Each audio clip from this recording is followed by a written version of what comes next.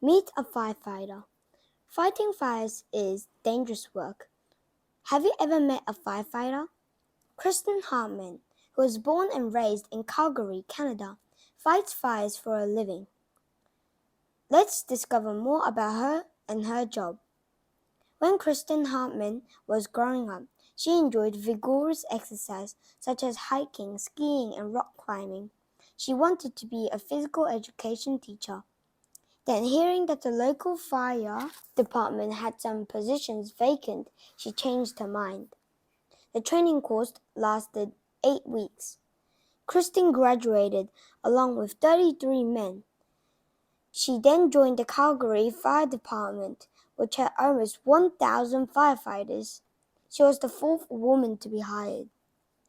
Kristen often visits schools to talk about her job and how to prevent fires.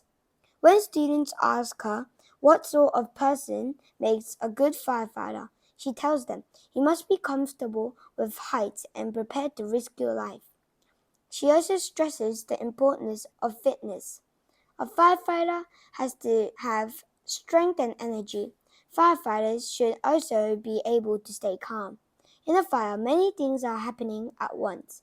There may be people in the building or things that can explode. Each fire is different. The firefighters work together closely and depend on each other for support. 4 out of 5 fires start in the home. Kristen urges students to be careful around the house. Here are some of the things she tells them. Never play with matches. They are not toys. Keep space heaters away from things that can burn, such as curtains. Do not wear loose clothing when cooking at the kitchen stove or on the grill. Kristen explains that wood or paper fire can be stopped with water, but not once started with fat or grease. Water only spreads the fire. To stop a grease fire, cover the pan with a lid. This cuts off the air and stops the burning. The primary cause of death in fire is breathing in smoke. That is why smoke alarms are so important. You should check them at least once a month to make sure they are working. Kristen tells students to sleep with the bedroom door closed. If a fire starts, it will hold back heat and smoke. If the door feels hot, do not open it. Leave by another way, such as a window.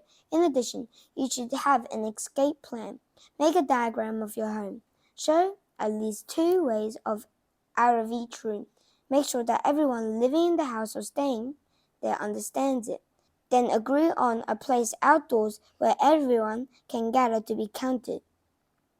When firefighters arrive, they want to know whether anyone is in the house and needs to be rescued. What is the most frustrating part of Kristen's job? The answer is easy. It was rushing to put out a fire only to find it is a false alarm. Often, these calls happen by an accident. No one can be blamed, but sometimes a person will set off an alarm as a prank. This is a dangerous and foolish job.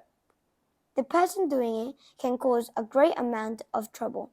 Somewhere a real fire may be burning, but the firefighters cannot go because they have been called out on a false alarm.